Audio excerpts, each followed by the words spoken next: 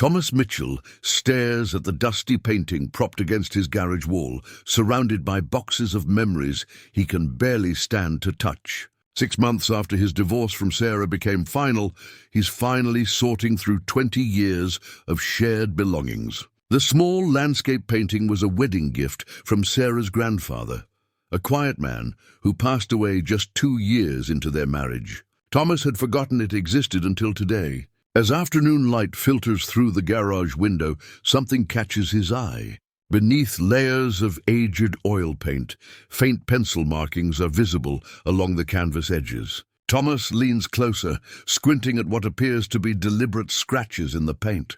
His heart begins to race as he realizes these aren't random marks, but carefully hidden letters forming words meant specifically for him. What message did Sarah's grandfather leave behind that he knew Thomas would eventually need to find? Before we jump back in, tell us where you're tuning in from, and if this story touches you, make sure you're subscribed, because tomorrow I've saved something extra special for you. Thomas carries the painting inside, his hands trembling slightly as he sets it on his kitchen table under the bright overhead light. The faint markings that caught his attention in the garage are clearer now, but still maddeningly difficult to read. He adjusts his reading glasses, squinting at the canvas edges where the mysterious letters seem to dance just beyond comprehension. Frustrated, he examines the frame more carefully, running his fingers along the ornate wooden edges that Henry had crafted himself. The old man had been a master woodworker, creating furniture and frames with an attention to detail that bordered on obsessive. As Thomas traces the frame's inner edge, his finger catches on something loose. A small section of the backing gives way, revealing a hidden compartment. Inside, wrapped in soft cloth, are a pair of wire-rimmed reading glasses. Thomas recognizes them immediately. Henry's reading glasses, the ones he wore every evening while poring over his books and journals. But why would Henry hide his glasses in the painting's frame? With shaking hands, Thomas puts on Henry's glasses and looks at the painting again. The difference is startling. What appeared as faint scratches now resolves into clear, deliberate lettering etched into the paint's surface. Along the bottom edge, in Henry's careful handwriting, are the words, "Look deeper, Thomas." The message hits him like a physical blow. Henry had known. Somehow the old man had foreseen this moment. Thomas alone, divorced, sorting through the wreckage of his marriage. The glasses feel warm against his face, as if they still carry something of Henry's presence. Thomas sinks into his chair, memories flooding back. Henry had always been the steady presence in Sarah's chaotic family, the grandfather who listened more than he spoke, who fixed things with patient hands and quiet wisdom. During the early years of their marriage, Thomas had spent countless hours in Henry's workshop, learning to use tools and absorbing life lessons that came disguised as woodworking instruction. Marriage is like good furniture, Henry had said once, running his weathered hand along a table he was refinishing. It needs daily attention, regular maintenance, and sometimes you have to strip away old finishes to see the beauty underneath. Thomas had nodded at the time, thinking he understood. But now, staring at the hidden message revealed by Henry's glasses, he realizes he had missed the deeper meaning entirely. He had stopped maintaining his marriage, stopped looking deeper, stopped seeing Sarah clearly through the accumulated layers of routine and assumption. His apartment feels suffocatingly quiet. Since the divorce, silence has become his unwelcome companion. No more Sarah humming while she cooked, no more gentle arguments about weekend plans, no more shared laughter at late-night movies. Just the hollow echo of a life lived alone. The painting stares back at him, its pastoral scene of rolling hills and distant farmhouse now feeling less like decoration and more like a window into something he had lost. Henry's message suggests there is more to discover, deeper layers to uncover. But does Thomas have the courage to continue this archaeological dig into his own failures? He thinks about Sarah, probably at her mother's house, helping with dinner preparations, surrounded by the warmth of family that Thomas had somehow managed to exile himself from. Does she ever think about their good times? Does she miss the early morning conversations they used to share over coffee, when they would plan their day and dream about their future? The glasses seem to magnify not just the hidden writing, but also his regret. Through Henry's lenses, Thomas sees his own choices with painful clarity. The late nights at the office, when he could have come home earlier. The weekend projects that took precedence over weekend adventures with Sarah. The gradual shift from we to I in his thinking and planning. Henry's message, look deeper. Thomas feels like both an invitation and a challenge. The old man clearly had more to say, more wisdom to share from beyond the grave. But pursuing these hidden messages means confronting truths that Thomas has spent 6 months trying to avoid. He sets the glasses down carefully on the table, their wire frames catching the kitchen light. Tomorrow, he decides, he will take the painting to Henry's old workshop. If there are deeper layers to uncover, if Henry left more guidance for a grandson-in-law who had lost his way, then Thomas owes it to both of them to find out what the old man was trying to say. The painting watches him through the evening, patient and knowing, holding its secrets until he finds the courage to claim them. The next morning, Thomas drives across town to the house where Sarah grew up, his stomach knotted with anxiety. He hasn't been here since the day he moved out, when Sarah's mother had watched him pack boxes with a mixture of disappointment and pity that still stings. The workshop stands behind the main house, a separate building where Henry had spent his final years creating furniture and nurturing his deep thoughts about life and family. Sarah's mother, Linda, answers his knock with surprise. Thomas, what brings you here? He explains about the painting and the hidden message, watching her expression soften as she remembers her father's mysterious ways. He always said that workshop held more than just wood and tools, she says, handing him the key. He made me promise to keep it exactly as he left it. Maybe now I understand why the workshop door creaks open to reveal a space frozen in time. Dust motes dance in the morning light, streaming through windows that Henry had positioned to catch the best illumination for detail work. Tools hang in precise order on pegboard walls, each one clean and sharp, waiting for hands that will never return. The familiar scent of wood shavings and linseed oil brings back memories so vivid that Thomas can almost hear Henry's gentle voice offering guidance about more than just carpentry. Thomas moves through the space reverently, remembering Saturday mornings when he would arrive to find Henry already at work, humming old hymns while his weathered hands shaped wood into something beautiful. The old man had possessed an infinite patience for teaching, whether the lesson involved proper chisel technique or the importance of listening to your wife's unspoken concerns. In the corner where Henry used to sit during breaks, Thomas notices something unusual. A small section of the workbench's surface appears different from the rest, as if it had been carefully fitted as a removable panel. Using the skills Henry had taught him, Thomas works the panel free, revealing a hidden compartment underneath. Inside lies a leather-bound journal, its pages yellowed with age and filled with Henry's careful handwriting. As Thomas opens it, loose papers fall out, sketches, notes, and what appears to be detailed observations about relationships, particularly his own marriage to Sarah. The journal's first entry is dated just 2 months after their wedding, and Henry's words make Thomas's breath catch in his throat. Thomas is a good man, but he's already starting to build walls around his heart. He works too much, listens too little, and mistakes providing for loving.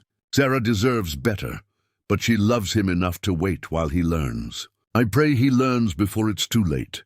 The accuracy of Henry's observations is devastating. Even in those early happy months, the old man had seen the seeds of destruction that Thomas himself had been blind to. Page after page chronicles his failures with painful precision. Missed dinners, forgotten anniversaries, conversations cut short by work calls. The gradual shift from partnership to parallel lives. But the journal isn't just a catalogue of Thomas's shortcomings. It's also a guide, filled with practical wisdom about marriage that Henry had apparently intended to share at the right moment. There are techniques for better listening, suggestions for maintaining emotional intimacy, and warnings about the small neglects that accumulate into relationship-ending resentment. One passage particularly strikes him. Marriage is daily architecture. You're either building something together, or you're unconsciously tearing it down. Thomas has forgotten that love is a verb, not just a feeling. He thinks loving Sarah means working hard to provide for her, but what she needs is his presence, his attention, his genuine curiosity about who she's becoming. Tucked between the journal's pages, Thomas finds specific instructions about the painting. Henry had embedded multiple layers of messages, each requiring different techniques to reveal. The old man had anticipated this moment, planning for the day when his grandson-in-law would need guidance from beyond the grave. The instructions are detailed and precise, describing how to use gentle heat and careful solvents to reveal successive layers of hidden text. Henry had created an elaborate puzzle designed to force Thomas through a process of discovery that would mirror the patience and attention his marriage had needed. As Thomas reads, he realizes that Henry's workshop isn't just where he had stored his tools and materials. It's where he had crafted hope, building an intricate gift designed to heal a broken relationship. Every careful instruction, every observation in the journal, every hidden message in the painting, all of it had been created with love and faith that redemption was possible. Sitting in Henry's chair, surrounded by the quiet wisdom of the workshop, Thomas understands that he's holding more than just instructions for revealing hidden messages. He's holding a roadmap back to the love he thought he had lost forever. Back in his apartment that evening, Thomas spreads Henry's journal open beside the painting, following the old man's meticulous instructions. The process requires patience, something Thomas realizes he had lost somewhere along the way. Henry's notes specify exact temperatures, timing, and techniques that must be applied with the care of a master craftsman. The first step involves using a hairdryer on low heat, moving it slowly across specific sections of the canvas while watching for subtle changes in the paint's appearance. As warmth activates whatever medium Henry had used to hide his messages, new markings begin to emerge like invisible ink responding to flame. But it's the second tool Henry had hidden in the workshop that truly reveals the painting's secrets. Wrapped in an old cloth at the bottom of the journal's hiding place, Thomas finds an antique magnifying glass, fitted with what appears to be a small UV light. The device looks hand-modified, typical of Henry's inventive approach to problem-solving. When Thomas switches on the UV component and examines the warmed canvas, the painting transforms before his eyes. What had appeared as a simple pastoral landscape now reveals layers upon layers of hidden text, symbols, and even tiny detailed drawings that Henry had somehow embedded within the original artwork. The old man hadn't just hidden a few messages, he had created an entire secret communication system. Under the magnifying glass's illumination, Thomas can see that Henry had used different techniques for different messages. Some appear to be written in special inks that only show under ultraviolet light. Others are etched so finely into the paint that they require magnification to read. Still others seem to be painted in substances that become visible only when heated.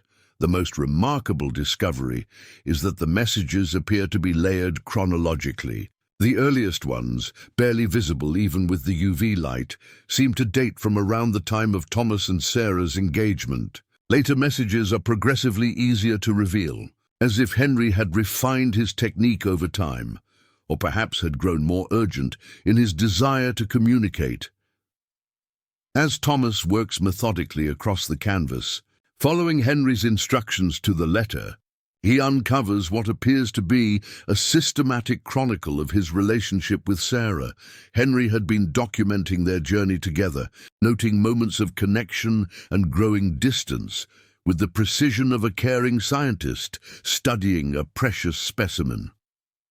One section of the painting, hidden in the rolling hills of the background, contains what looks like a timeline marked with tiny symbols. Thomas recognizes some of the dates. Their first anniversary, the Christmas when Sarah's father had been hospitalized, the week Thomas had worked late every night on the Morrison account. Henry had been watching, caring, documenting, but the old man hadn't just been observing, he had been planning.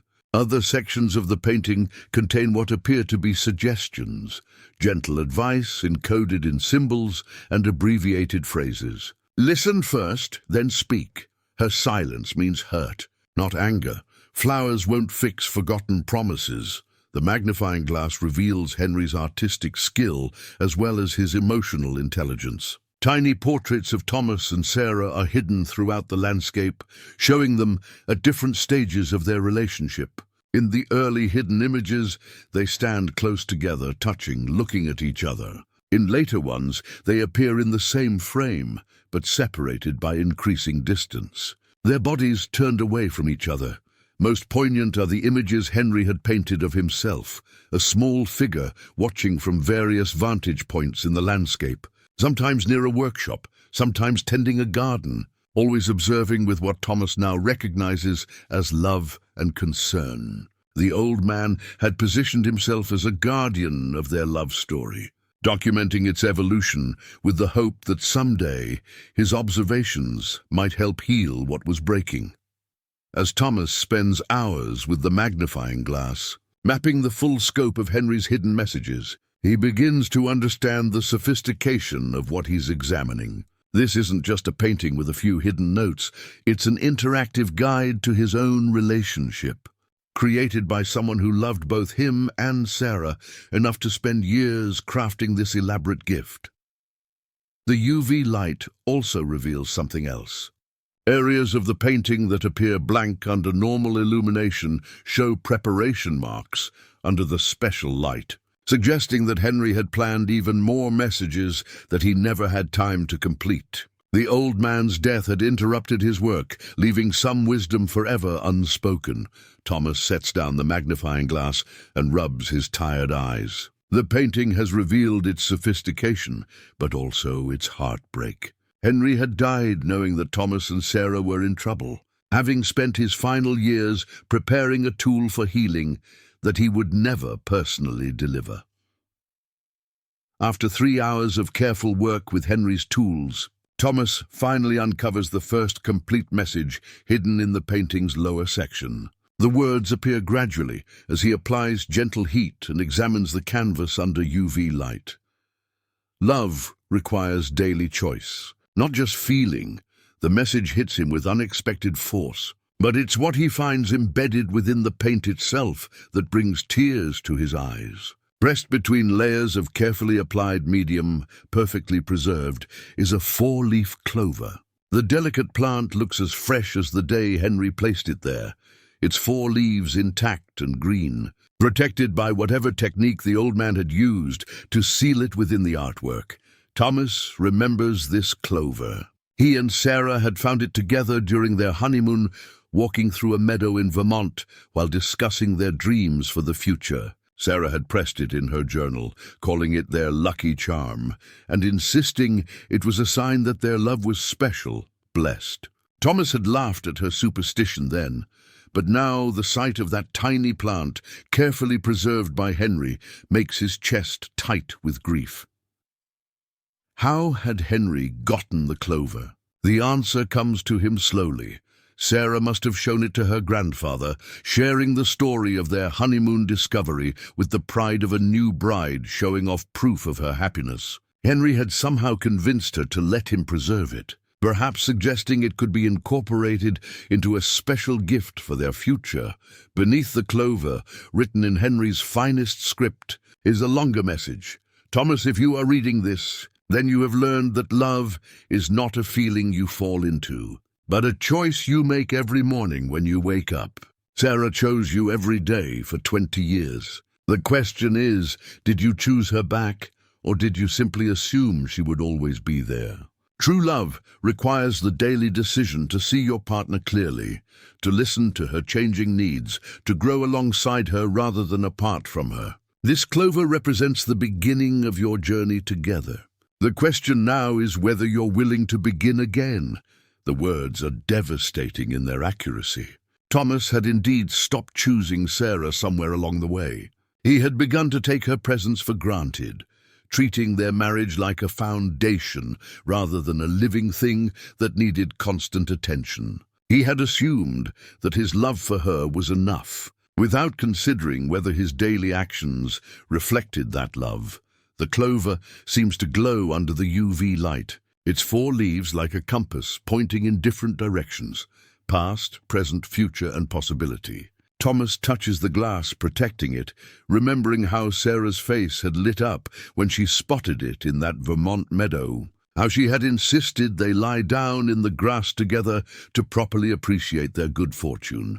When had he stopped lying in meadows with Sarah? When had he stopped seeing 4-leaf clovers as magical instead of just botanical curiosities? When had he started scheduling their spontaneity and budgeting their wonder? The attached note continues with more of Henry's gentle wisdom. Second chances are like 4-leaf clovers, rare, precious, and requiring keen eyes to spot them. But unlike the clover you found by accident, second chances must be cultivated with intention. They don't grow wild in meadows. They grow in the careful soil of humility, watered by genuine apology, and tended with the daily choice to love better than you did before. Thomas finds himself studying each leaf of the preserved clover, thinking about the mathematical improbability of its formation and the even greater improbability of finding love with someone who would treasure such a simple discovery. Sarah had always been the one who noticed beauty in small things: wildflowers by the roadside, interesting cloud formations, the way morning light fell across their kitchen table. He had trained himself to notice different things: market trends, potential clients, professional opportunities. Somewhere in the process of building what he thought was a good life for them, he had stopped seeing the world through Sarah's eyes, stopped appreciating the daily miracles she collected like a child gathering seashells. The clover waits patiently under its protective coating, holding within its 4 leaves the memory of a younger couple who believed in luck and love and the magic of finding rare things together. Thomas wonders if Sarah still believes in 4-leaf clovers, or if his practical cynicism had eventually worn away her capacity for wonder. Henry's message offers hope disguised as challenge, the possibility of second chances, but only for those willing to choose love as deliberately as Sarah had chosen that perfect clover from thousands of ordinary 3-leafed plants in a Vermont meadow 20 years ago. Working deeper into the painting's hidden layers, Thomas discovers that Henry had embedded more than just messages and pressed flowers. As he carefully applies a specialized solution that Henry's notes had described, a section of paint becomes translucent, revealing something extraordinary underneath. There, perfectly preserved beneath multiple layers of carefully applied medium, is a miniature photograph. Thomas recognizes it immediately. It's from their wedding day, a candid shot of him and Sarah during their first dance, both of them laughing at something he can no longer remember. But this isn't just any copy of their wedding photo. This particular print has been carefully trimmed to fit within the painting's hidden space, and on the back, visible through the translucent paint layer, is Henry's handwriting. Thomas adjusts the UV light to better read the inscription. Forgiveness starts with forgiving yourself, Thomas. You cannot love her properly while you carry this burden of shame. The photograph shows them at their most hopeful moment. Sarah radiant in her grandmother's wedding dress, Thomas looking at her with an expression of pure adoration that he barely recognizes as his own. They had been so certain of their future together, so confident that their love could weather any storm. The young man in the photograph had no idea that 20 years later he would be sitting alone in a quiet apartment, searching for clues about how to find his way back to the woman spinning in his arms. But it's the message about forgiveness that stops Thomas cold. He realizes that Henry had understood something crucial about why the marriage failed. Thomas's growing burden of guilt and self-criticism had created a wall between him and Sarah that neither of them had known how to breach. The guilt had started small, missing Sarah's important presentation because of a client emergency, forgetting their anniversary dinner because of a work crisis. Each failure had added another brick to the wall of shame that gradually separated him from the man Sarah had fallen in love with. Instead of addressing these failures directly, Thomas had compensated by working harder, earning more, providing better, all while growing more distant from the woman who simply wanted his presence. The photograph seems to glow under the UV light, and Thomas can almost hear the music from their wedding day, feel Sarah's hand in his as they moved together in perfect harmony. When had they stopped dancing together? When had he started feeling like he didn't deserve her happiness, her laughter, her uncomplicated love? Henry's message continues in his careful script. I watched you retreat from Sarah, not because you loved her less, but because you believed you were failing her. Every missed dinner became proof that you were inadequate. Every forgotten small gesture became evidence that you were unworthy of her devotion. But shame is a terrible counselor, Thomas. It convinced you to solve the problem of not being present by becoming even less present. You punished Sarah for your own feelings of inadequacy. The accuracy of Henry's observation is breathtaking.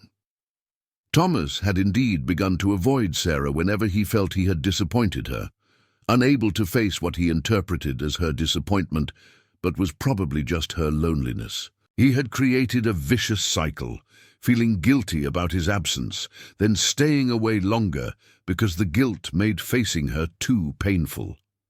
The wedding photograph, preserved in its hidden chamber, shows a version of himself that Thomas had forgotten existed. A man confident in his worthiness of love, unafraid to be vulnerable, unashamed of his joy. The photograph is evidence that he had once been capable of the kind of open-hearted presence that Sarah deserved. Henry's final words on this layer cut to the heart of the matter. You cannot give what you do not possess.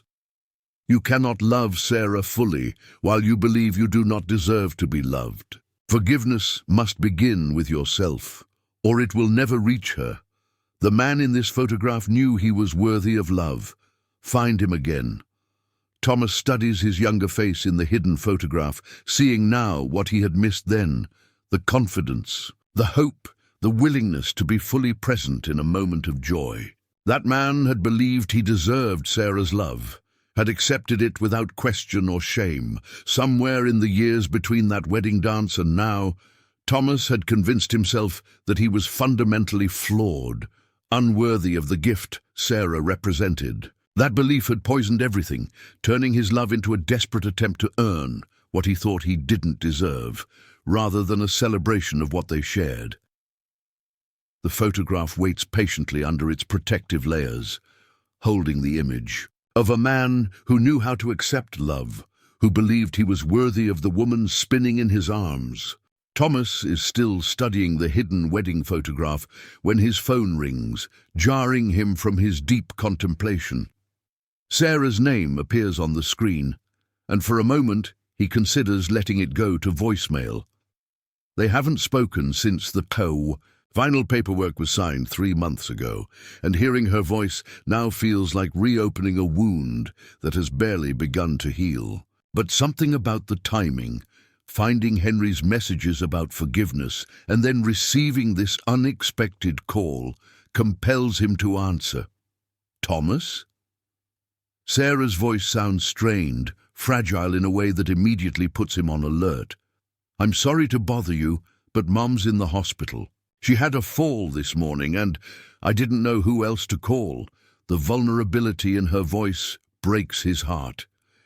Despite everything that's happened between them, Sarah has turned to him in crisis, and Thomas feels a familiar surge of protective instinct that the divorce papers couldn't erase. What hospital? I'll be right there. You don't have to. Sarah, What hospital? After she gives him the details, Thomas carefully returns the painting to its protective wrapping, but not before noticing something he had missed earlier. As he adjusts the canvas, a small object falls from behind the frame, a plastic hospital bracelet old and yellowed with age. Thomas picks it up, squinting at the faded printing. The patient name reads Sarah Mitchell, and the date makes him go cold. The bracelet is from 2 years ago, during what he now realizes was one of their most difficult periods. He had been traveling constantly for work, coming home exhausted and distracted, while Sarah had seemed increasingly distant and moody. But looking at the bracelet now, a terrible understanding washes over him. Sarah had been in the hospital 2 years ago, and he had never known. The dates correspond to a week when he had been in Chicago on business, calling home each night to find Sarah's responses short and evasive. He had assumed she was angry about his absence, never imagining she might be dealing with a medical crisis alone. The bracelet bears the marks of extended wear, suggesting Sarah had been hospitalized for several days. Thomas remembers her seeming tired and withdrawn when he returned from that trip, but he had attributed it to their ongoing relationship strain. How had he missed something so significant? How had Sarah hidden a hospital stay from her own husband? The answer comes to him with devastating clarity. Sarah had protected him from her crisis because she knew he was already overwhelmed with work stress. She had chosen to face whatever medical issue required hospitalization rather than add to his burdens. And when he came home distracted and emotionally unavailable, she had simply absorbed that pain too, never telling him what she had endured in his absence. Thomas sits heavily in his chair, the hospital bracelet trembling in his hands. This small piece of plastic represents everything that had gone wrong in their marriage. Not the dramatic fights or major disagreements, but the accumulation of small protections, unspoken struggles, and emotional distances that had gradually built an insurmountable wall between them. Sarah had been in the hospital, afraid and alone, while he had been focused on quarterly projections and client meetings. She had made the choice to shield him from her pain, and he had been too self-absorbed to notice that she needed shielding at all. The bracelet also explains Henry's foresight. As Sarah's grandfather, he would have known about her hospitalization, would have seen how she struggled to maintain their marriage while carrying burdens she felt she couldn't share. No wonder the old man had spent his final years creating this elaborate intervention. He had watched his granddaughter sacrifice her own well-being to protect a husband who was too distracted to notice her sacrifices. Thomas thinks about all the times Sarah had seemed off or distant, moments he had attributed to moodiness or relationship dissatisfaction. How many of those times had she been dealing with problems she felt she couldn't bring to him? How many crises had she handled alone while he congratulated himself on providing financial security? The hospital bracelet, hidden in Henry's painting, is more than just evidence of a secret hospitalization. It's proof of Sarah's love, the kind of love that protects even when protection hurts, that sacrifices in silence rather than burdening the beloved. As Thomas drives to the hospital to be with Sarah during her mother's crisis, he carries the bracelet in his pocket like a talisman of understanding. This time, he will not miss the signs. This time, he will not let her carry the burden alone. After spending 6 hours at the hospital with Sarah while her mother underwent surgery for a broken hip, Thomas returns home emotionally drained, but with a new understanding of his ex-wife's strength. Seeing her navigate the medical crisis with grace, advocate for her mother with quiet determination, and still manage to comfort her worried aunts and cousins, he realizes how much he had underestimated her capacity for carrying others' burdens. Back in his apartment, Thomas approaches the painting with renewed urgency. Henry's hidden hospital bracelet has shown him how much he missed during their marriage, and he needs to understand what other blind spots the old man had observed. Following the journal's instructions for the next revelation layer, Thomas applies a different solution to a section of the canvas he hasn't yet explored. What emerges takes his breath away. Hidden beneath the painting's pastoral hills, rendered in incredibly fine detail, is a hand-drawn map of his and Sarah's relationship. It's not a geographical map, but a chronological one, charting the emotional landscape of their 20 years together with the precision of a master cartographer. The map begins at the center with a small heart labeled Wedding Day and radiates outward in spiraling paths that represent the years of their marriage. Along each path, Henry had marked significant events with tiny symbols: a house for their first home purchase, a briefcase for Thomas's promotion, a wilted flower for their first major fight, a question mark for the month.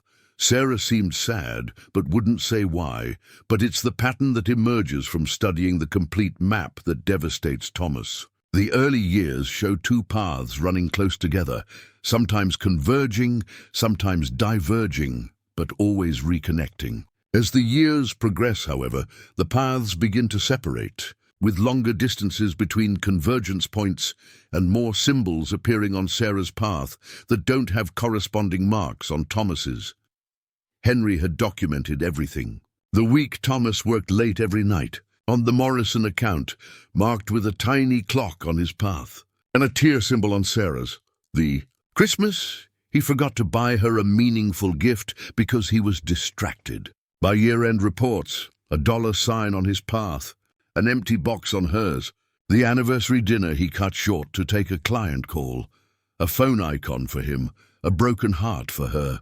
Most painfully, the map shows Henry's awareness of events Thomas had completely forgotten or never noticed. Sarah's path is marked with symbols for her friend Maria's divorce, her own mother's brief cancer scare, the death of her college roommate, and dozens of other emotional events that had required her attention and energy while Thomas remained obliviously focused on his career trajectory. The map also reveals something else: Henry's attempts at intervention. Small notation marks appear at various points, indicating when the old man had tried to guide Thomas toward better choices. The weekend workshop sessions where Henry had shared relationship wisdom disguised as woodworking lessons. The gentle questions about Sarah's well-being. The times Henry had suggested Thomas surprise Sarah with flowers or plan a special evening together. Thomas remembers these moments now with painful clarity. He had appreciated Henry's advice, but had never understood the urgency behind it. The old man hadn't been making casual suggestions. He had been trying to prevent the exact divergence that his map so clearly documented. Near the map's edge, representing the final year of their marriage, the two paths barely intersect at all. Thomas's path shows a straight line focused on work achievements, while Sarah's shows increasing isolation, marked with symbols of loneliness, unshared burdens, and what appears to be multiple attempts to reconnect that went unrecognized. The most heartbreaking detail is a series of small bridges that Henry had drawn between the diverging paths, opportunities for reconnection that Thomas had missed. A dinner invitation he declined for work. A weekend Sarah had suggested they spend together that he spent on the golf course with clients. A simple question about her day that he had answered with distracted mumbling while checking emails. At the very edge of the map, where Henry's documentation ends, there's a small notation that makes Thomas's chest tighten. Crisis point approaching. Intervention now or never. Henry had seen the divorce coming long before either Thomas or Sarah had acknowledged their relationship was ending. The old man had spent his final months not just observing their deterioration, but preparing a tool for healing that he prayed they would someday have the wisdom to use. The map lies before Thomas, like an accusation and an invitation. It shows him exactly where he went wrong, but also suggests that understanding the pattern might be the first step toward changing it. After staring at Henry's relationship map for hours, absorbing the painful documentation of his failures, Thomas discovers one final element hidden in the painting's corner. As he applies the last technique described in Henry's journal, two small objects become visible beneath a carefully constructed flap of canvas, identical brass keys each no bigger than his thumb. The keys are identical in every detail, except for their attached tags. One bears the word past in Henry's careful script, while the other reads future. Beneath them, etched directly into the canvas in letters so small they require the magnifying glass to read, is Henry's fourth message. Every ending can become a beginning, Thomas. Choose your key carefully. Thomas picks up both keys, feeling their surprising weight in his palm. They're not decorative objects, but real keys, carefully crafted and purposeful. But keys to what? The answer comes as he examines them more closely under the UV light. Each key bears a tiny engraved address on its reverse side. The past key shows his and Sarah's old address, the house they had shared before the divorce. The future key bears an address he doesn't recognize. The symbolism is clear, but the choice feels overwhelming. Henry is asking him to decide whether to remain anchored to their shared history or to step forward into an unknown future. But the decision isn't just philosophical. These keys seem designed for actual use, suggesting that Henry's guidance extends beyond the painting into the physical world. Thomas sets the keys on his kitchen table and paces his small apartment, wrestling with what Henry is asking of him. The old man's messages have systematically stripped away Thomas's illusions about his marriage, forcing him to confront his role in its failure. But this feels different. This is asking him to act on what he's learned, to make a choice that will determine the direction of whatever remains of his life. The past key feels familiar in his hand, representing the comfort of known failure, the safety of accepted defeat. He could use it to revisit their old house, to walk through rooms where they had been happy before he ruined everything. He could indulge in nostalgia and regret, spending his remaining years cataloguing his mistakes and honoring what they had lost. The future key is lighter somehow, or perhaps that's just his imagination. It represents uncertainty, risk, the possibility of rejection if he tries to rebuild what he destroyed. Using it would mean admitting not just his failures, but his hope that they might be repairable. It would mean making himself vulnerable to Sarah's judgment, to the possibility that his efforts at redemption might come too late. As Thomas holds both keys, he thinks about Sarah at the hospital, how naturally she had reached out to him when crisis struck. Despite everything that had happened between them, some part of her still trusted him enough to call when she needed support. That had to mean something, didn't it? Or was he reading too much into a desperate woman's limited options? The uncertainty is torture, but Thomas realizes that Henry had designed it that way. The old man could have simply told him what to do, could have left instructions rather than choices. Instead, he had created a moment that required Thomas to decide what kind of man he wanted to be going forward. The keys seem to grow heavier as evening turns to night. Thomas finds himself imagining Sarah at her mother's bedside, probably exhausted from the day's emotional strain, but staying alert for any sign of change in her mother's condition. She had always been the one who stayed, who saw things through, who took responsibility for others' well-being. What would staying mean in his case? What would leaving mean? The past key offers the comfort of familiar pain, while the future key demands the courage to risk new kinds of hurt in pursuit of healing. As midnight approaches, Thomas realizes he has been avoiding the real question Henry is asking. It's not whether he wants Sarah back. That's been obvious since the day she moved out. The question is whether he believes he has become worthy of her love, whether the man who now understands his failures is capable of making different choices than the man who created them. The keys wait patiently on his table, offering him the power to determine his own story's next chapter. But first he must decide whether he has the courage to believe that endings really can become beginnings, that love lost through neglect might be reclaimed through intention. Henry's message echoes in his mind, "Choose your key carefully." The choice, Thomas realizes, isn't really between past and future. It's between fear and hope, Thomas chooses the future key, and the address leads him to a storage unit across town. Inside, he discovers another of Henry's careful preparations, a small wooden box containing what appears to be a template for the most difficult conversation of his life. The handwritten letter, composed in Henry's familiar script, isn't meant to be sent as written. Instead, it serves as a framework for the kind of vulnerable communication that Thomas has never learned to attempt. The letter begins with a simple acknowledgement. "I have spent months learning to see our marriage through your eyes, and I am devastated by what I missed."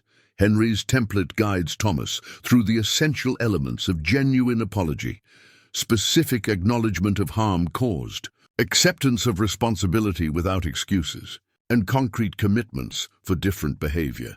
But it's not a script to be followed blindly. Instead, it's a structure that forces honesty while providing the courage to be vulnerable. The letter template includes spaces for Thomas to fill in specific examples of his failures, moments when Sarah had needed him but found him absent or distracted. It asks him to identify patterns in his behavior that had caused cumulative damage, and to articulate exactly how he plans to change those patterns. Most challenging, the template requires him to address the fundamental question that Sarah will inevitably ask: why should she believe that this time will be different? Henry's guidance is unflinching. Thomas must be able to answer that question with specifics, not just promises or good intentions. As Thomas works through the template, filling in his own words where Henry has left spaces, he realizes how much courage real apology requires. It's not enough to say he's sorry. He must demonstrate that he understands exactly what he's apologizing for and why it hurt her. The process forces him to relive their worst moments from Sarah's perspective, to feel the accumulation of small disappointments that had eventually broken her faith in their future together. The letter template also addresses something Thomas hadn't considered: the need to acknowledge Sarah's strength and independence during their separation. Henry's framework includes recognition that Sarah may have discovered she doesn't need him in her life, that she may have found peace in his absence. The apology must account for the possibility that reconciliation might not be what's best for her. After 3 hours of careful writing, revising and soul-searching, Thomas has crafted a letter that feels both terrifying and necessary. It acknowledges specific failures: the anniversary dinner cut short for business calls, the night she had food poisoning and he stayed late at the office, the weekend she wanted to visit art museums while he played golf with clients. But the letter also goes deeper, addressing the systemic issues that Henry's relationship map had revealed. Thomas acknowledges how he had stopped asking about her inner life, how he had assumed that providing financial security was equivalent to emotional support, how he had treated their marriage like a possession rather than a partnership requiring daily cultivation. The most difficult paragraph addresses his withdrawal when he felt guilty about disappointing her. The letter admits that his shame had created a vicious cycle: feeling bad about his absence, then staying away longer because facing her made him feel worse about himself. He acknowledges that his emotional cowardice had forced her to choose between demanding his attention or accepting his distance. Henry's template concludes with the hardest part: a specific request for the chance to demonstrate change rather than just promise it. The letter asks Sarah to meet him at Henry's workshop, the place where their grandfather's wisdom waits to guide them both toward either reconciliation or closure. When Thomas finishes writing, his hand is cramped and his eyes are tired, but he feels something he hasn't experienced in months: clarity about what he wants and courage to ask for it. The letter doesn't guarantee anything, but it represents the kind of honest communication that their marriage had lacked in its final years. He reads the letter one more time, checking for any hint of manipulation or self-pity that might undermine its authenticity. Henry's template has forced him to focus on Sarah's experience rather than his own pain, to offer accountability rather than excuses. Thomas seals the letter in an envelope and drives to Sarah's apartment. He doesn't knock. He's not ready for that conversation yet, and she needs time to process what he's written. Instead, he slips the envelope under her door and returns to his car, his heart pounding with the terror and hope of finally telling the truth. The letter represents more than communication. It's proof that he has learned to choose vulnerability over self-protection, Sarah's needs over his own comfort. 2 days after delivering the letter, Thomas receives a text from Sarah. "I'll meet you at Grandpa's workshop, Saturday at 2 p.m. The brevity of her response tells him nothing about her emotional state or intentions, but the fact that she's willing to meet feels like a small miracle. Saturday arrives with unexpected rain, and Thomas drives to the workshop through grey streets that mirror his anxious mood. He arrives early, using his key to enter the familiar space where this entire journey began. The workshop feels different now, not just a repository of memories, but a sacred space where truth might finally be spoken between them. Thomas positions the painting on Henry's workbench and arranges 2 chairs facing each other, remembering how the old man had always insisted that difficult conversations required proper staging. As he waits, he notices something he had missed in his previous visits: Henry's rocking chair, positioned near the window where it could overlook both the workbench and the garden beyond. The chair shows signs of heavy use, its wooden arms worn smooth by decades of Henry's hands. A small side table holds a coffee cup that still bears faint stains, as if Henry had just stepped away for a moment and might return at any time. The chair faces the exact spot where Thomas has placed the painting, and he realizes that Henry had spent his final months sitting in this chair, looking at his secret creation and thinking about the grandson-in-law who would someday need its guidance. When Sarah arrives, her hair damp from the rain and her expression carefully neutral, Thomas feels his carefully rehearsed words disappear. She looks older somehow, more serious, but also more self-possessed than he remembers. The months of separation have changed her in ways he's only beginning to recognize. "Thank you for coming," he says, his voice rougher than intended. Sarah nods toward the painting. "Show me what Grandpa left us." The word "us" gives Thomas hope, but he tries not to read too much into it. He begins with the reading glasses, explaining how they revealed the first message, then moves through each discovery: the journal, the magnifying glass, the hidden layers of wisdom that Henry had embedded in what appeared to be a simple landscape. As Thomas reveals each artifact and explains its significance, he watches Sarah's expression change from skeptical curiosity to genuine amazement. She touches the preserved 4-leaf clover with reverent fingers, remembering their Vermont honeymoon and the optimism they had shared. When he shows her their wedding photograph, hidden beneath the paint, tears begin to fall silently down her cheeks. "He knew," she whispers. "Even then, he knew we were in trouble," Thomas nods, sharing Henry's observations from the journal. The relationship map that chronicled their growing distance. The hospital bracelet that revealed Sarah's hidden struggles. With each revelation, the air between them grows heavier with shared understanding of how much they had lost and how much Henry had tried to save. Sarah studies Henry's rocking chair, imagining her grandfather sitting there night after night, working on his elaborate gift of healing. "He loved us so much," she says softly, "even when we couldn't love each other properly." The workshop fills with the sound of rain against the windows, creating a cocoon of intimacy that allows them to speak more honestly than they have in years. Thomas finds himself describing not just what he learned from Henry's messages, but how those discoveries had forced him to confront his own failures and shortcomings. Sarah listens without interrupting, her attention focused and present in a way that reminds Thomas of their early courtship, when conversation had felt like discovery rather than obligation. When he finishes explaining Henry's systematic documentation of their relationship's decline, she sits quietly for several minutes, processing the magnitude of what her grandfather had created. "I never told him about the hospital," she finally says. but somehow he knew. He called me every day during that week, just checking in, offering to bring soup or run errands. I thought he was just being his usual caring self. The revelation that Henry had known about Sarah's secret, hospitalization, and had tried to provide support without revealing his knowledge adds another layer to Thomas's understanding of the old man's wisdom. Henry had been quietly caring for his granddaughter, while documenting the emotional distance that was killing her.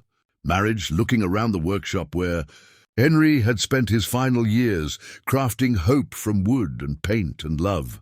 Thomas and Sarah begin to understand that they are sitting in more than just a workspace. They are in a shrine to the possibility of second chances. As Thomas and Sarah sit in the quiet workshop, absorbing the full scope of Henry's hidden messages, Sarah moves closer to examine the painting more carefully. As she leans forward, her weight shifts Henry's rocking chair slightly, and something unexpected happens.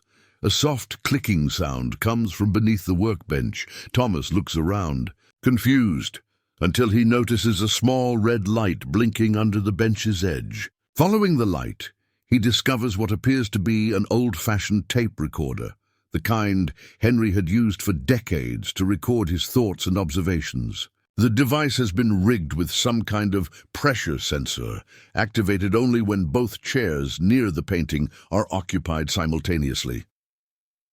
"He knew we'd both be here," Sarah whispers, understanding immediately. "He planned for this exact moment." Thomas finds the play button and presses it with trembling fingers. After a moment of static, Henry's familiar voice fills the workshop, speaking to them from beyond the grave with the same gentle wisdom he had shared in life. "Thomas, Sarah, if you're hearing this, then you've both found the courage to face what went wrong between you. I'm proud of you for that courage, because it wasn't easy to get here." Sarah's hand flies to her mouth, tears streaming down her face at the sound of her grandfather's voice. Thomas feels his own eyes burning as Henry continues. "I've watched you both struggle with the end of your marriage, and I want you to know that neither of you is entirely to blame for what happened. Thomas, you forgot how to see Sarah as a person instead of a responsibility. Sarah, you forgot how to ask for what you needed instead of hoping Thomas would guess." The accuracy of Henry's observations is stunning. Even in death, the old man demonstrates his profound understanding of their individual contributions to their relationship's failure. Love isn't magic, children. It's not something that happens to you. It's something you choose to practice every day. You both stopped practicing, but for different reasons. Thomas, you became so focused on providing security that you forgot Sarah needed your presence more than your paycheck. Sarah, you became so good at being independent that you forgot marriage means depending on each other. Thomas glances at Sarah, seeing his own recognition reflected in her expression. Henry had understood them better than they understood themselves. But here's what I want you to know. You're both different people now than you were when you married. You're also different people than you were when you divorced. The question isn't whether you can recapture what you had. The question is whether you can build something new with who you've become. Henry's voice takes on a more urgent tone, as if he's sharing the most important wisdom of his life. Marriage isn't about finding someone who completes you. It's about choosing someone you want to grow alongside, even when that growth is uncomfortable. You've both grown during this separation, Thomas into someone who can acknowledge his mistakes, Sarah into someone who knows her own strength. The question is whether you want to continue growing together. The recording pauses, and Thomas and Sarah sit in stunned silence. Henry's words have reframed their entire situation, shifting focus from past failures to future possibilities. When Henry's voice returns, it carries the warmth of a grandfather offering his final blessing. If you choose to try again, remember this: love is a practice, not a feeling. You'll have to choose each other every day, especially on the days when you don't feel like it. You'll have to build new habits of attention, new rituals of connection, new ways of fighting fair when you disagree. Sarah reaches for Thomas's hand, and he squeezes it gently, both of them drawing strength from Henry's guidance. But if you choose to go separate ways, do it with love and gratitude for what you shared. Don't let bitterness poison the good memories. You gave each other 20 years of life, and that's not nothing, even if it wasn't enough. The workshop feels charged with possibility as Henry's voice continues, with specific guidance for rebuilding their relationship foundations. He offers practical suggestions for daily check-ins, weekly conversations about their changing needs, and monthly assessments of their emotional connection. Remember, Henry concludes, I hid this painting not because I knew you would reconcile, but because I believed you deserved the chance to choose your future with complete honesty about your past. Whatever you decide, you have my love and my blessing. The recording ends with a soft click, leaving Thomas and Sarah alone with the weight of Henry's wisdom and the magnitude of the choice before them. The workshop holds its breath, waiting to see what they will do with the gift of understanding they have been given. After Henry's voice fades into silence, Thomas and Sarah sit without speaking for several minutes, the weight of his wisdom settling around them like a gentle blessing. The workshop feels sacred now, charged with the presence of love that transcends death and the possibility of healing that transcends past failures. Sarah is the first to move, rising from her chair to examine the workbench more carefully. As she runs her hands along its worn surface, her fingers find what feels like another hidden compartment, this one built into the bench's front edge. The mechanism requires two people to operate, one person pressing on each side simultaneously. He planned this too, she says softly, looking at Thomas. Everything required both of us. Together they activate the hidden mechanism, and a drawer slides open to reveal two sealed envelopes, each marked in Henry's careful handwriting. One envelope reads, "If you choose together," while the other says, "If you choose apart." The choice that Henry's voice recording had framed in abstract terms now becomes concrete and immediate. Thomas and Sarah look at each other. Across the workbench where Henry had spent his final years crafting hope from wood and wisdom, the envelopes represent divergent futures, and opening either one will commit them to a path from which there may be no return. "I need to know something first," Sarah says, her voice barely above a whisper. "When you wrote that letter, when you asked me to meet you here, was it because you truly want to rebuild our marriage, or because you can't bear the guilt of having failed at it?" The question cuts to the heart of Thomas's motivation, forcing him to examine his own intentions with the brutal honesty that Henry's messages have demanded. He thinks about the months since their divorce, the hollow feeling of coming home to an empty apartment, the way he had thrown himself into work to avoid confronting his loneliness.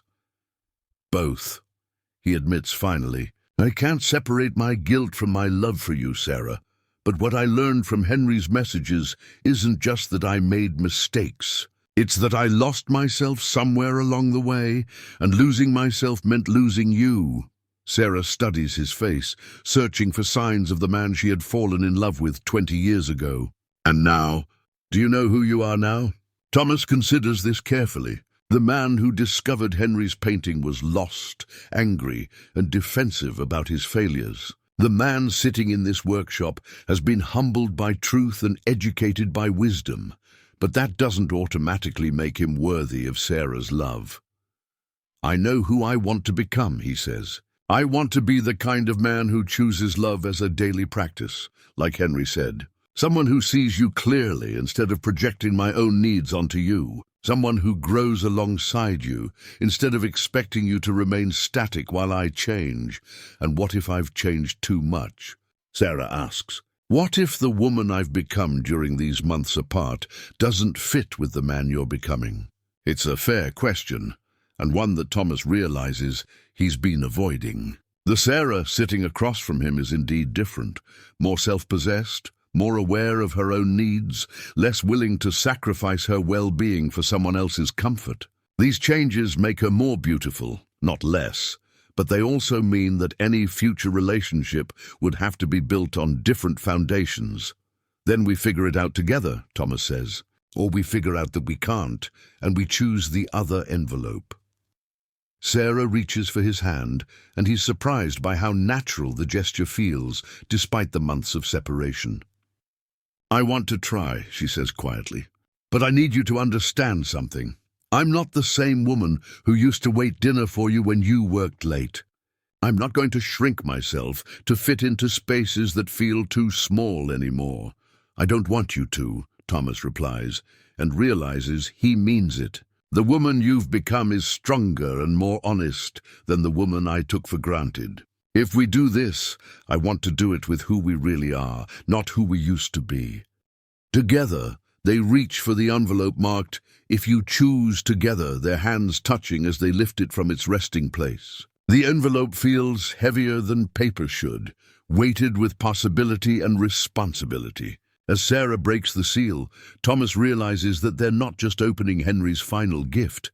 They're opening themselves to the terrifying and wonderful possibility that love really can be renewed, that endings really can become beginnings, and that two people who have learned to see their failures clearly might also learn to choose each other again. Inside the envelope marked, "If you choose together," Thomas and Sarah find something that takes their breath away. Nestled in tissue paper are their original wedding rings, not the simple bands they had exchanged 20 years ago, but those same rings transformed by Henry's careful craftsmanship into something entirely new. Henry had somehow acquired the rings after their divorce was finalized, perhaps through Sarah's mother, and had spent his final months restoring them with the skill of a master jeweler. The gold has been repolished to a warm glow, and each ring now bears delicate engravings that weren't there before. Thomas's ring carries an inscription in Henry's tiny script, "Choose love daily." Sarah's bears the words, "Grow together always." But it's what accompanies the rings that truly demonstrates Henry's foresight. The envelope contains a detailed roadmap for rebuilding their relationship, written in the old man's careful handwriting and organized with the precision of an engineer's blueprint.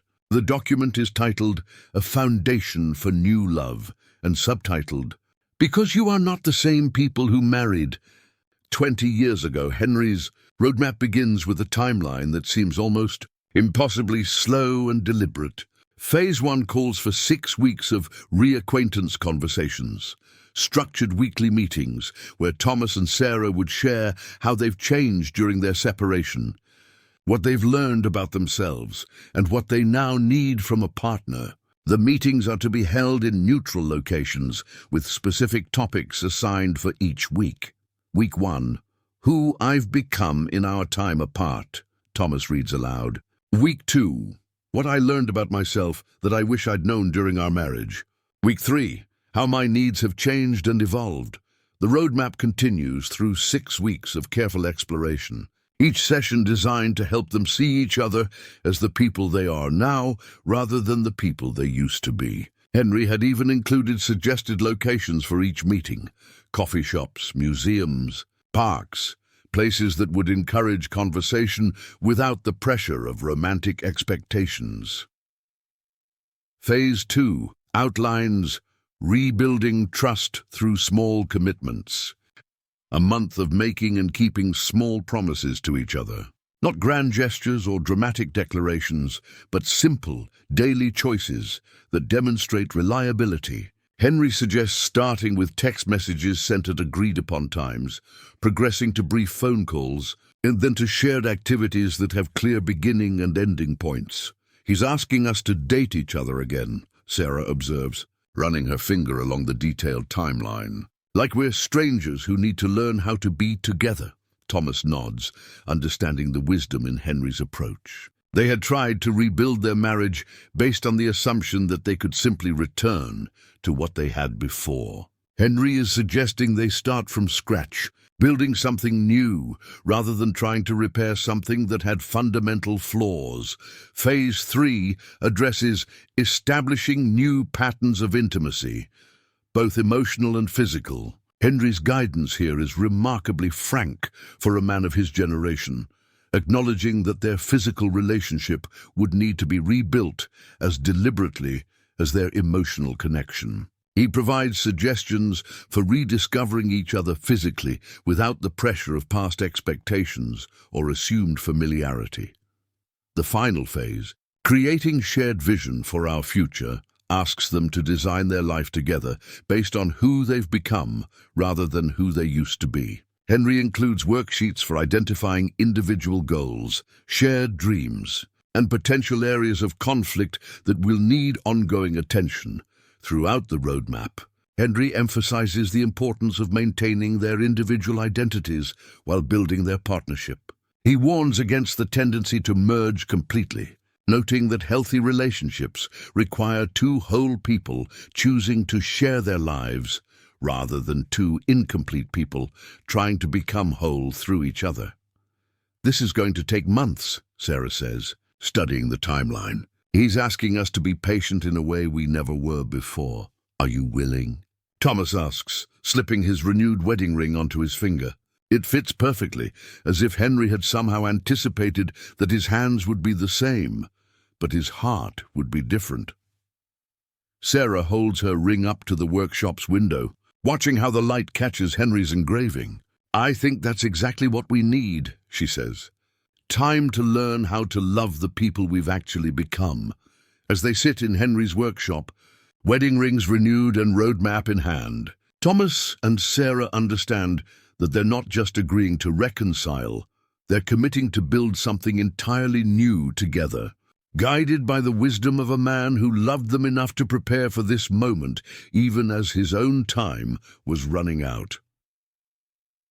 6 weeks into following Henry's roadmap, Thomas and Sarah meet at a small cafe downtown for what has become their Wednesday morning ritual. The initial awkwardness of their reacquaintance conversations has given way to something neither expected, genuine curiosity about who the other person has become.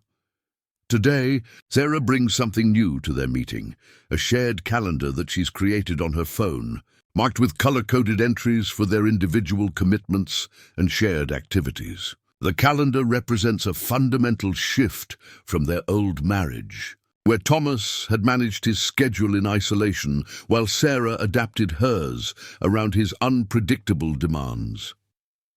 I thought we could try planning our time together, instead of just hoping it would happen, Sarah explains, showing him the digital calendar that displays both their lives in organized harmony. Green for your work commitments, blue for mine. Purple for time we've agreed to spend together. Thomas studies the calendar, noting how Sarah has blocked out time for her art classes, her book club, her volunteer work at the literacy center, pursuits she had abandoned during their marriage to accommodate his erratic schedule.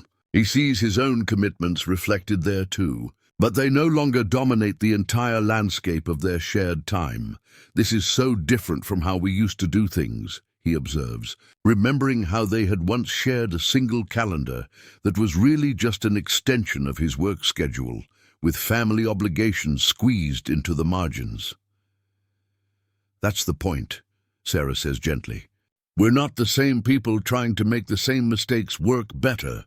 We're different people, learning how to build something new. The shared calendar reveals how much they've both grown during their separation. Thomas has learned to set boundaries with his work, scheduling client calls only during specific hours and protecting his evenings and weekends for personal time. Sarah has discovered interests and friendships that exist independently of their relationship, creating a full life that she can share rather than sacrifice. Looking at the upcoming weeks, Thomas sees entries that make him smile. Museum visit, impressionist exhibit, farmer's market. Sarah chooses produce. Workshop time. Thomas teaches Sarah woodworking. Basics. These planned activities feel intentional in a way their old, spontaneous attempts at connection never had. I've been thinking about what Henry said, about love being a practice, Sarah says, scrolling through the calendar's future months. This feels like practicing, not just hoping we'll find time for each other, but actually creating it deliberately, Thomas nods, remembering how their old relationship had operated on the assumption that love would naturally find expression without conscious effort. They had both learned through painful experience that good intentions without systematic follow-through led to the accumulation of small disappointments that eventually became relationship-ending resentment. The calendar also shows something else: buffer time. Sarah has deliberately left gaps between their planned activities, recognizing that their rebuilding process needs space for processing, reflection, and the inevitable moments when old patterns might resurface and require gentle correction. What happens if one of us wants to change something? Thomas asks, studying an entry marked difficult conversation, discuss physical intimacy timeline. Then we negotiate, Sarah replies. Like partners, instead of like a manager and someone trying to accommodate the manager's demands. This approach feels revolutionary to Thomas, who had spent most of their marriage treating their shared time as an extension of his professional scheduling rather than as a collaborative creation. The calendar represents equality in a way their relationship had never achieved before. As they discuss the upcoming weeks, Thomas realizes that the calendar is more than just a planning tool. It's a physical manifestation of mutual respect. Each entry represents a choice they've made together, a commitment they've negotiated, rather than an expectation one person has imposed on the other. "I want to add something," Thomas says, taking Sarah's phone. He creates a new entry.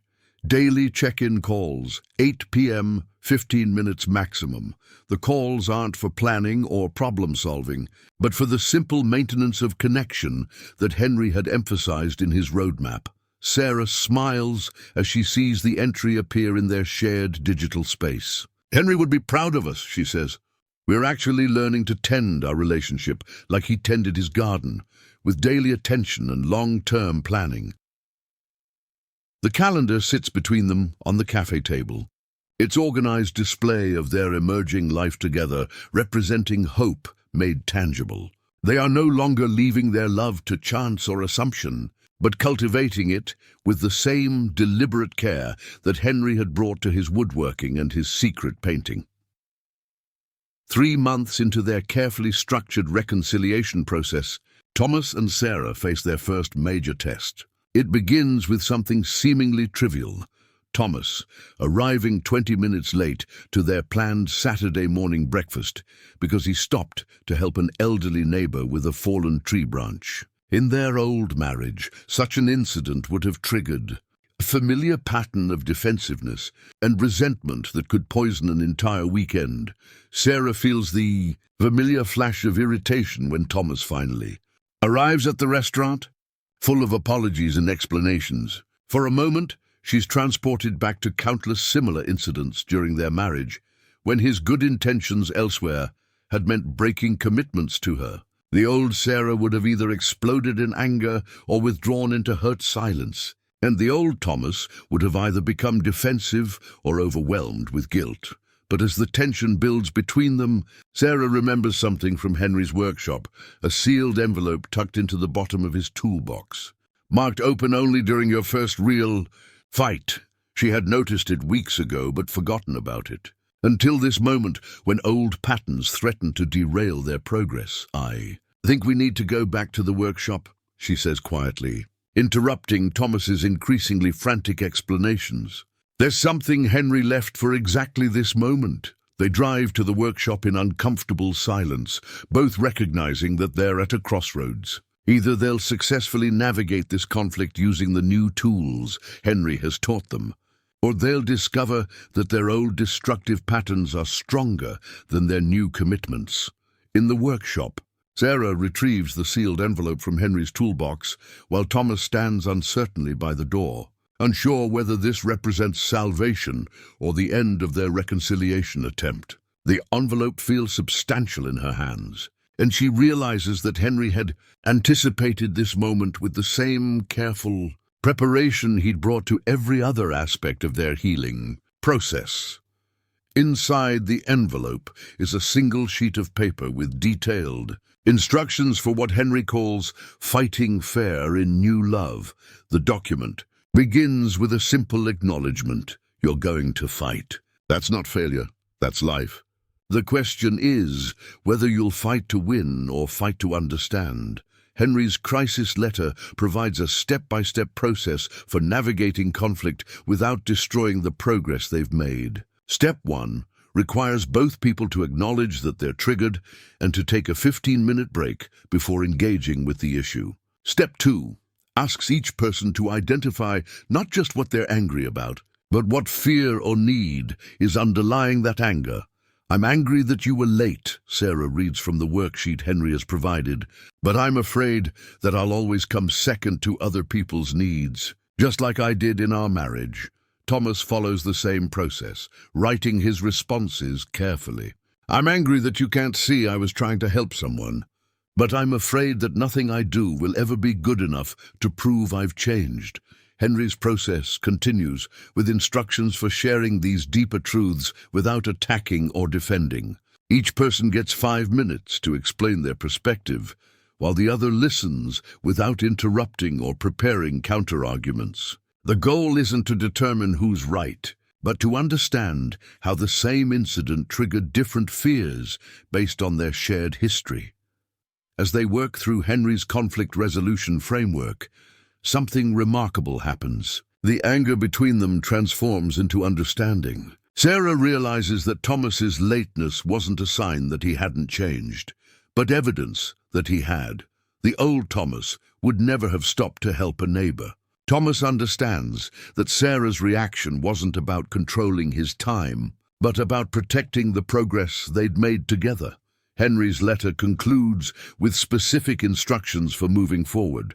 Acknowledge the valid concerns on both sides. Identify what needs to change going forward, and make specific commitments about how you'll handle similar situations in the future. Together, they create agreements. Thomas will text if he's going to be more than 5 minutes late, explaining the situation and asking if Sarah wants to reschedule. Sarah will trust that his lateness isn't a sign of disrespect and will express her needs directly, rather than assuming he should know what she's feeling.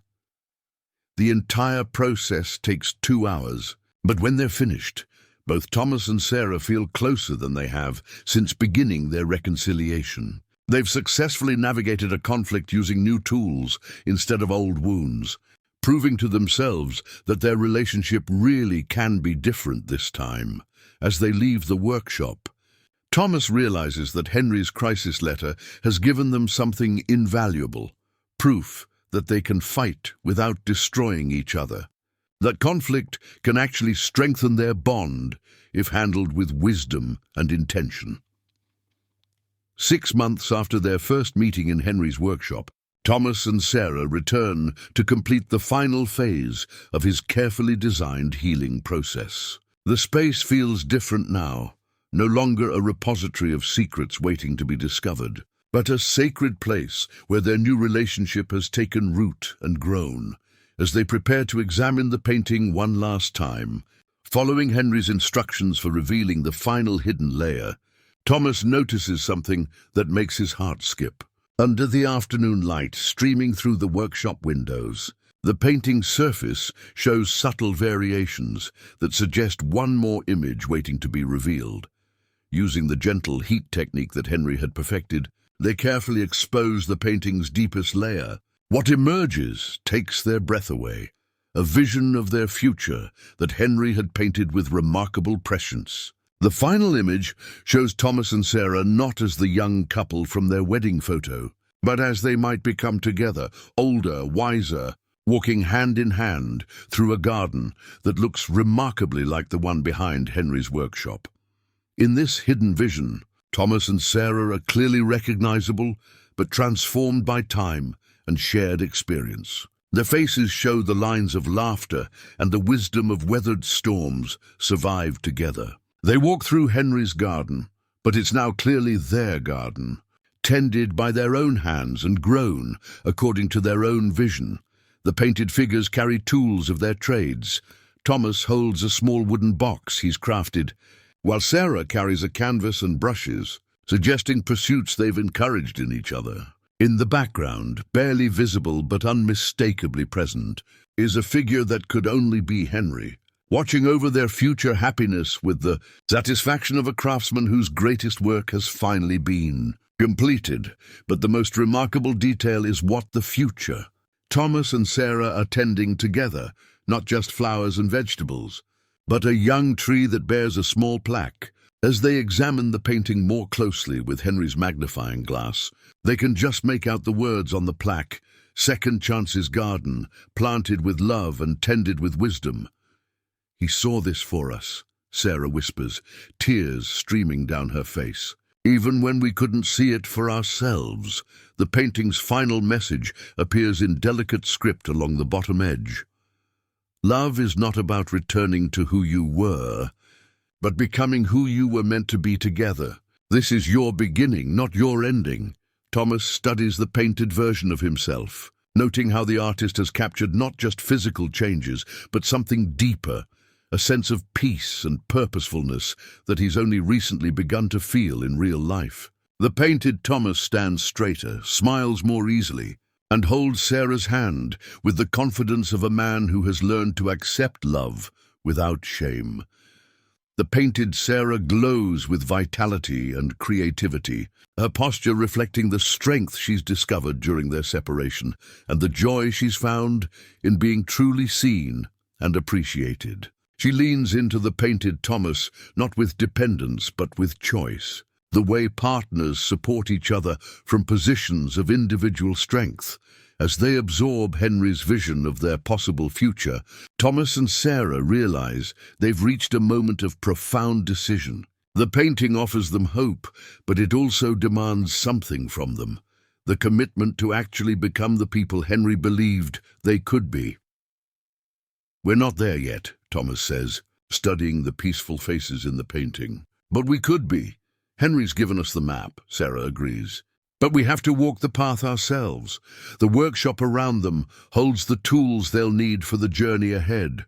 Not just Henry's woodworking equipment, but the relationship skills they've learned, the conflict resolution techniques they've practiced, and the daily habits of attention and choice that have already begun to transform them." Looking at Henry's vision of their future, they understand that the painting has served its purpose. What began as a desperate attempt to understand their past has become a blueprint for building their future. The hidden messages, the artifacts, the carefully orchestrated healing process, all of it has led to this moment when they can see themselves not as victims of their history, but as architects of their destiny. The painting waits quietly on Henry's workbench, its secrets finally revealed, its purpose fulfilled. Thomas and Sarah have found their way back to each other, but more importantly, they've found their way forward to who they might become together. The real work of building their new life is just beginning, but they no longer face it alone or unprepared. 1 year after discovering Henry's hidden painting, Thomas stands in the same workshop where his journey began, but now he's the one holding a brush. On the easel before him is a canvas that bears the early stages of his own hidden message. Artwork, a landscape that appears simple on the surface but will eventually contain layers of wisdom for whoever might need it in the future. The new painting depicts the garden behind the workshop, the same space where he and Sarah have spent countless hours over the past year, slowly transforming Henry's vision into reality. But Thomas's artwork includes something Henry's didn't: subtle preparations for messages yet to be written, spaces designed to hold future, wisdom that life hasn't yet taught them. Sarah enters the workshop carrying 2 cups of coffee and settles into the chair that has become hers over these months of healing and growing together.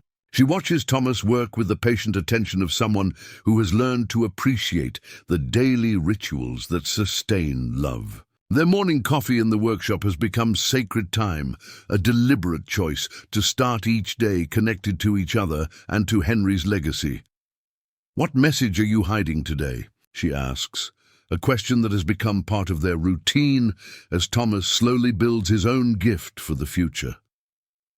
"Today I'm working on the section about forgiveness," Thomas replies, carefully applying a special medium that will preserve his words beneath layers of paint. I want to capture what Henry taught us, that forgiveness isn't a one-time event, but a daily choice to see each other with fresh eyes. The new painting serves multiple purposes in their rebuilt life. It's Thomas's way of honoring Henry's memory while also creating something for their own future family, the children or grandchildren they hope to guide someday with the same wisdom Henry had shared with them. But it's also become a form of meditation, a way for Thomas to process the lessons they continue to learn about love, patience, and the daily work of choosing each other. Sarah contributes to the project too, though her role is different from Thomas's. She keeps a journal of their experiences, documenting the moments when Henry's teachings prove especially relevant, the times when they successfully navigate challenges that might have destroyed their old marriage. Her writings will eventually be incorporated into Thomas's painting, creating a collaborative message for the future. The workshop itself has been transformed over the year. While they've preserved Henry's tools and maintained the essential character of his workspace, they've also added their own touches. Sarah's easel stands near the window where she paints her own artwork, vibrant, joyful canvases that reflect the happiness she's rediscovered. Thomas has built new storage for the woodworking projects he's begun, following techniques Henry had started to teach him decades ago. Most significantly, they've created what they call the gratitude wall, a collection of photographs, notes, and small mementos that celebrate not their past marriage, but the new relationship they're building. The wall shows their first tentative coffee date, the completion of their first successful conflict resolution, the day they decided to move back in together, the evening they replanted Henry's garden according to his painted vision. I've been thinking about what to write in the section about daily choice, Thomas says, pausing in his painting to look at Sarah. I want to capture how different it feels to choose you now, knowing who you really are compared to how it felt when I was choosing an idea of you. Sarah smiles, understanding exactly what he means. Their rebuilt relationship bears little resemblance to their original marriage, though it includes the same two people. They've learned to see each other clearly, to appreciate who they've each become, rather than trying to recreate who they used to be. The new painting progresses slowly, just as Henry's had, but with a crucial difference. Thomas and Sarah are creating it together, in full knowledge of its purpose, as a living symbol of their commitment to growth and wisdom. When future generations discover its hidden messages, they'll find not just individual insights, but the accumulated wisdom of a couple who learned to love intentionally. As the afternoon light shifts through the workshop windows, Thomas and Sarah work quietly side by side, he on his painting, she in her journal, both contributing to a legacy that honors Henry's gift while creating their own. The workshop holds their past, present, and future in perfect balance, a sacred space where broken things are made whole, and love is practiced as daily devotion. The new painting waits patiently for completion, holding space for wisdom yet to be earned and messages yet to be written by two people who have learned that love, like art, requires patience, skill, and the faith that what you're creating will matter long after you're gone.